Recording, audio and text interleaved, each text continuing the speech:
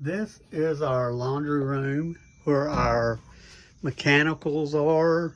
I've got a gas hot water heater that I've changed out myself in the past.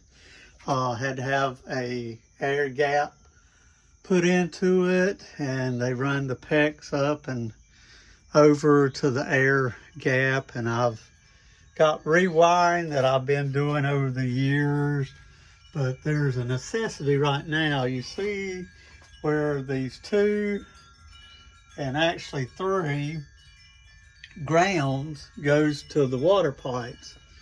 Well, in the state of North Carolina and Gaston County and the city of Gastonia, that is illegal to put a ground wire to a water line. And I'll tell you why. I worked in meter services for almost 30 years with the city of Gastonia, and the guys who change out water meters can actually feel that shock when if they don't have their gloves on, if they're handling the meter, even actually just touching the base of the meter, you can actually get an electrical shock. Well, I'll tell you what's been happening with me and my wife. If you see, we've got a washing machine and dryer that's kind of across from each other, and the hot water heater there.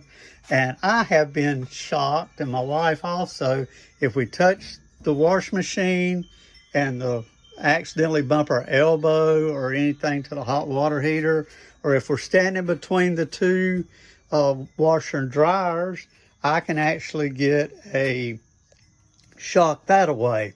And not to mention that if it rains, our floors were put in the 1960, 61 time period, and they did not seal them that well, put a vapor barrier in, and the floors actually wick rainwater.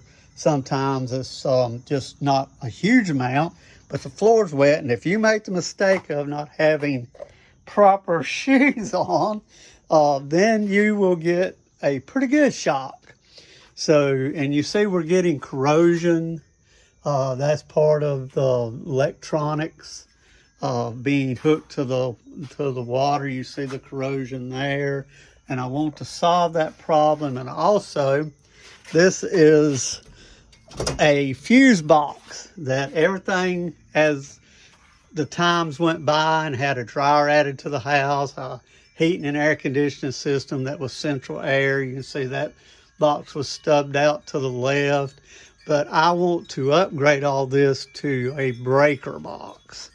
I will have to get a friend of mine that is an electrician to help me with it, but also the meter on the outside of the house needs a main put below the actual meter. We've had troubles in the past where our electrical line goes through our tree. And if I take you out here and let you see it, you follow the electrical line from the weatherhead all the way through the trees.